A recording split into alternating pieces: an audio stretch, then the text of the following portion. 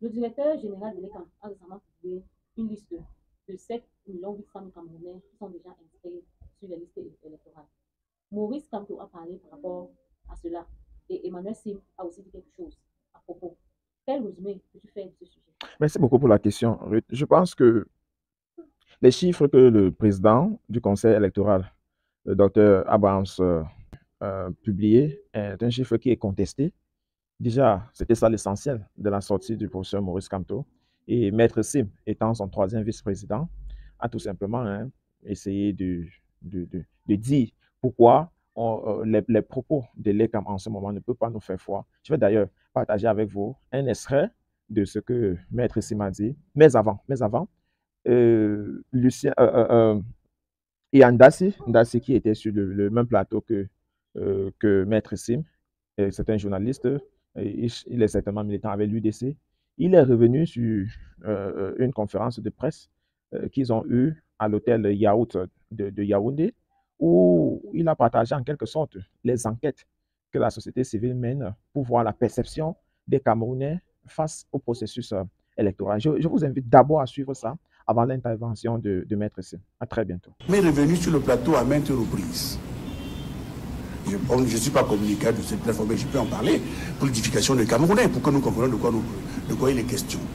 Alors, la plateforme disait, cette plateforme de cinquantaine d'organisations de société civile disait précisément que le vote au Cameroun doit être obligatoire en partant de l'article 2 alinéa 3 de la Constitution. On ne va pas nous mettre ici, car le Constitution camerounais a dit tous les Camerounais, comment il dit ça? Je vais le lire. Vous me permettez de le lire? Oui, allez-y. Je vais le lire.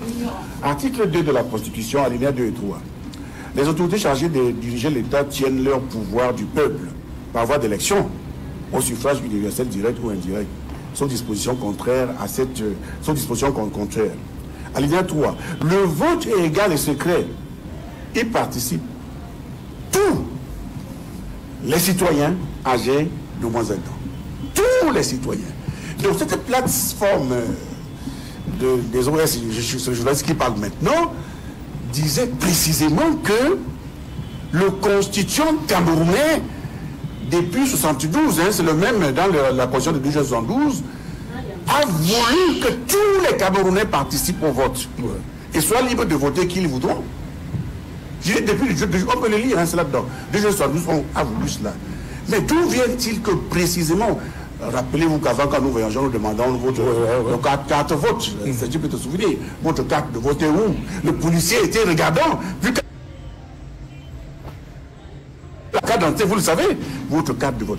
D'où vient-il qu'aujourd'hui, les autorités camerounaises ont laissé cette liberté aux Camerounais, le souverain, de se désengager de sa mission première, qui est celle d'élire les autorités qui doivent diriger l'État du Cameroun. C'est un problème.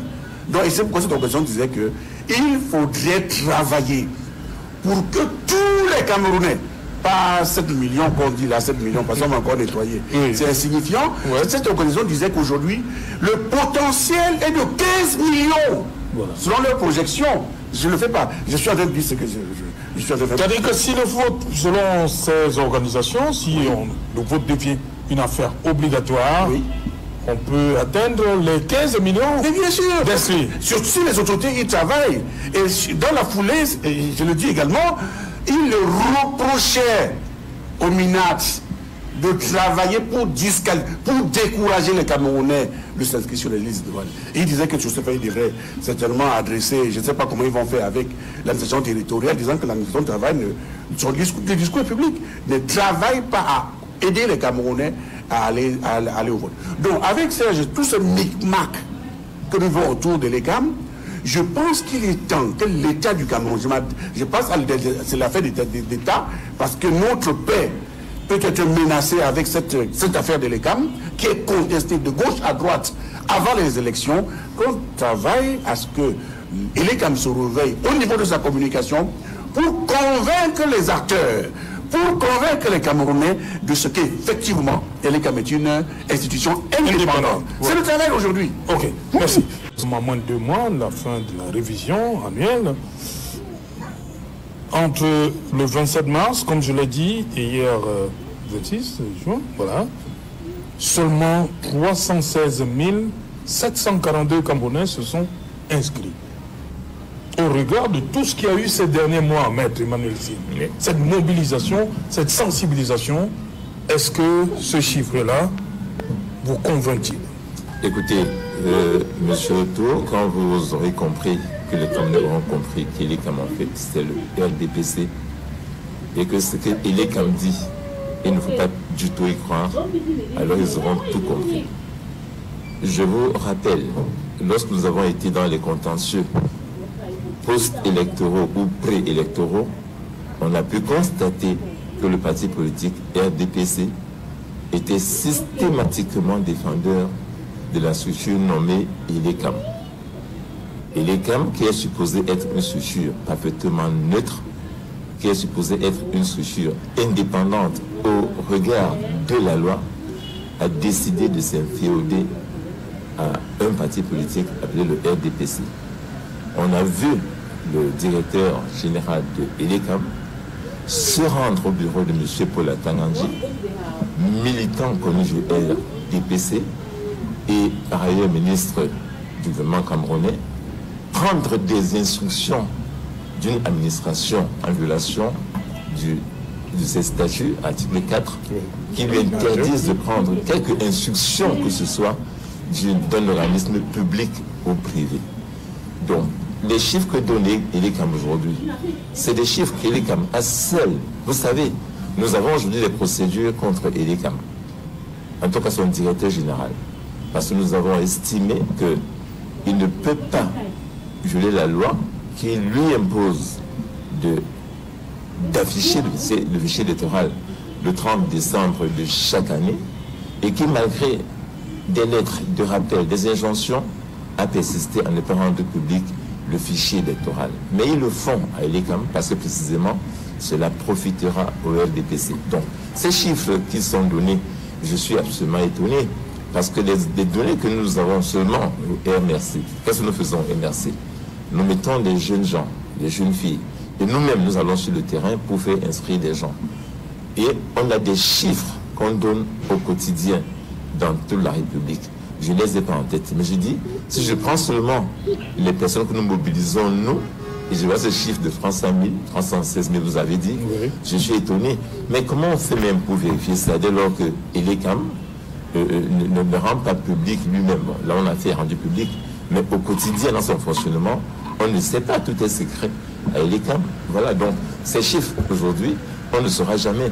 D'ailleurs, on nous dit les gens qui sont inscrits le 31 août prochain, quand on va cesser d'inscrire les gens, il y aura maintenant le toilettage de ces listes. Ah ouais. Comment on fera pour savoir? C'est Elekam qui saura qui est mort, qui n'est pas mort, qui saura qui s'est déplacé, qui a changé de lieu de résidence et donc de lieu d'élection. C'est Elekam seul. Or, ce que nous demandons depuis longtemps, précisément, M. Otto, pour moi, c'est que Elekam doit absolument être refondu. Parce que autrement, Elekam fait pire que les sous-préfets qu'ils ont remplacés, ou bien qu'il a remplacé. Elekam fait absolument pire. Le directeur général, le président du conseil, sont nommés par le président de la République. Et dès lors, ces gens pensent, ils savent au fond d'eux qu'ils doivent des résultats à ce président de la République, qui se trouve par ailleurs être président d'un parti politique, là aussi en violation de la loi, de la Constitution, qui dit que le président ne peut être avoir un poste autre que celui de président de la République, un poste électif. Or, le président du RDPC est élu à ce poste par ses militants. Alors, je ne sais pas depuis quand ce congrès n'a pas eu lieu, qu'il a été élu. Je ne sais pas quel est le mandat désormais au RDPC. Peut-être que Bidima le dira tout à l'heure. Donc, nous avons dit que dès lors que le président nomme ces personnes-là, elles ne peuvent pas être indépendantes. Il est souhaitable. Et je pense que c'est le débat qu'on doit mener aujourd'hui, nous tous, partis politiques, UDC, SDF et les autres. Nous devons nous mettre ensemble pour demander fortement que ces lois soient révisées et que Elekam soit constitué désormais, pas seulement des personnes désignées par le président de la République, de manière discrétionnaire. Tant que ce sera fait comme cela, eh bien, nous n'attendrons jamais rien d'Elekam. Elekam, je l'ai déjà dit, est une belle sous-section du RDPC qui obéit au RDPC. Je me souviens d'une scène, j'étais allé un jour à une élection dans mon village en 2011, à la présidentielle, en Dingnanga, c'est dans Djinkam, l'arrondissement de Yingui. Donc je vais en Dingnanga, et le responsable à l'époque qui était chargé, c'était O'Neill à l'époque, je crois. Lorsque les résultats sont donnés et que M. Paul Biya est déclaré dans le bureau de vote, en tout cas où j'étais vainqueur, mais lui qui était supposé être neutre, mais il a commencé à danser comme un cabri partout. Donc on voit très bien que ces gens-là ne sont d'aucune neutralité et ça ne changera jamais tant que c'est cela. Moi je pense que la bataille sur les chiffres, à mon sens, est périphérique. Nous devons nous souder et nous battre pour que le travail qu'on a fait il y a quelques mois avec Mme Damdjoua, d'ailleurs on se réunissait au siège du DC avec quelques partis politiques, le PCRN, le SDF était là je crois à l'époque, le MP, les ZIPAN et quelques autres. Nous avons fait des propositions pour que cette loi-là soit améliorée. Parce que même Elecam avait reconnu que cette loi n'est pas bonne.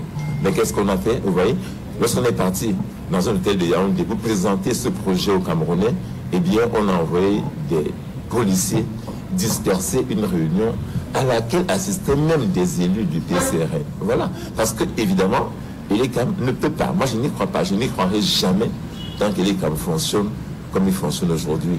Elecam